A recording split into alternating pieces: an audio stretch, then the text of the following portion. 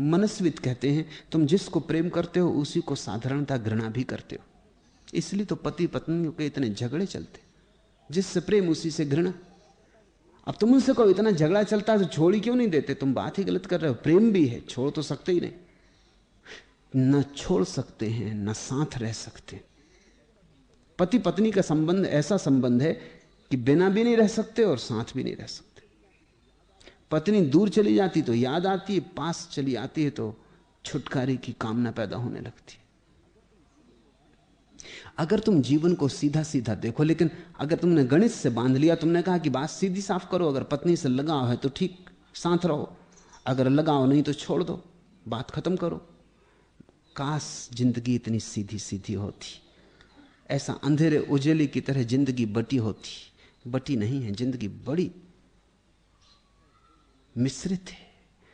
तुम अगर किसी से पूछो ठीक ठीक कहो प्रेम या घृणा, तो वो कहेगा पक्का करना मुश्किल। कभी घृणा भी होती है, कभी प्रेम भी होता।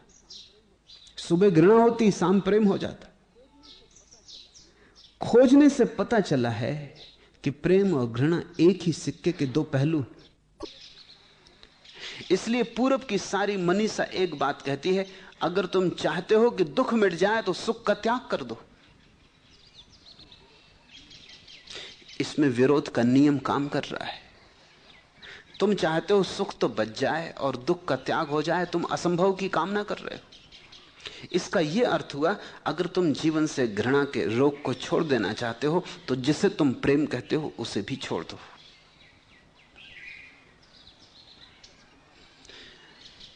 तब तुम्हारे जीवन में एक निष्कलुषता आएगी जिसमें न तो प्रेम होगा, जिसे तुम प्रेम कहते हो वो नहीं होगा, जिसे तुम घृणा कहते हो वो भी नहीं होगी। कुछ नई ही गंध होगी, कुछ नई ही बात होगी। तुम्हारी भाषा में कहीं भी ना आ सके ऐसी कुछ बात होगी। अनिर्वचनीय कुछ होगा, अव्याख्य कुछ होगा। कुछ नए शब्द खोजने पड़ेंगे।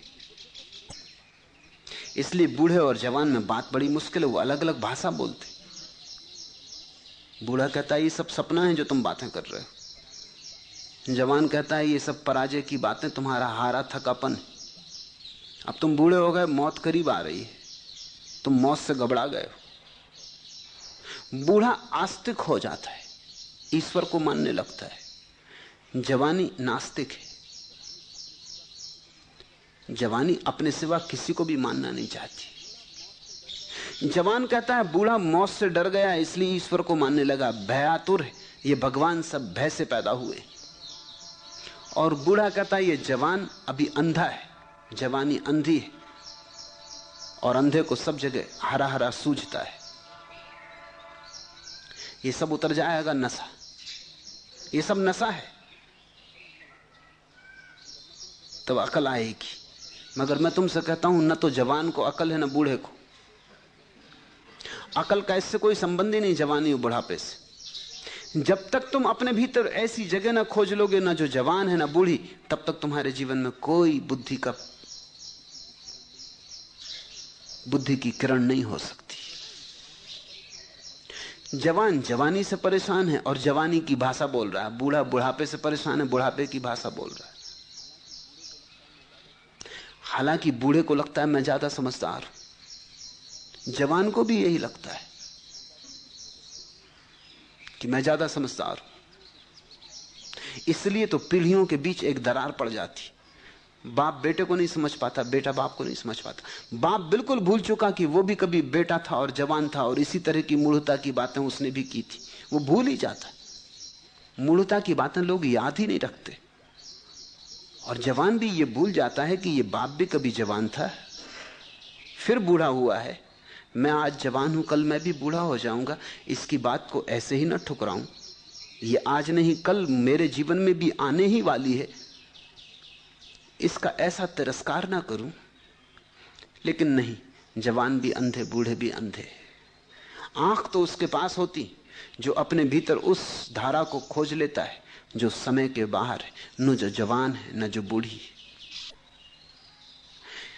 मन तो रोज बदलता चला जाता है। कभी एक स्वर महत्वपूर्ण मालूम होता है, कभी दूसरा स्वर महत्वपूर्ण मालूम होता है।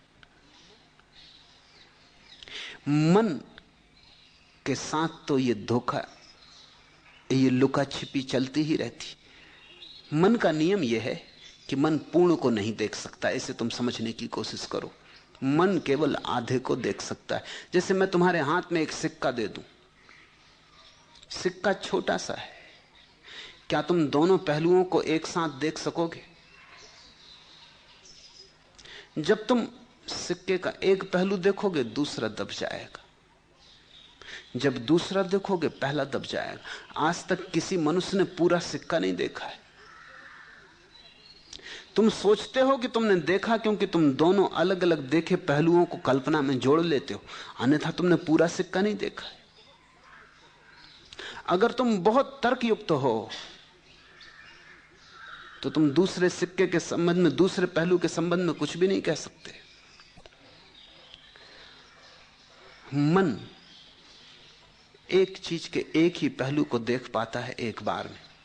जवानी में एक पहलू देखता है, बुढ़ापे तक जब तक सिक्का उलटता है दूसरा पहलू देख पाता है। तो जवानी में कहता है ये महत्वपूर्ण है, बुढ़ापे में कहने लगता है कुछ और महत्वपूर्ण है। जवानी में राग रंग महत्वपूर्ण था, बुढ़ापे में त्याग की भाषा महत्वपूर्ण हो जाती। जवानी में मदिरा ले जाता था, बुढ़ापे में मस्जिद जाने लगता है। जवानी में रस, राग, वैभव, विलास, बुढ़ापे में सन्यास की बातें, त्याग, विराग, सारी भाषा बदल जाती। पर होता कुल इतना ही है कि सिक्के का दूसरा पहलू सामने आता है। मैं तुमसे कहना चाहता हूं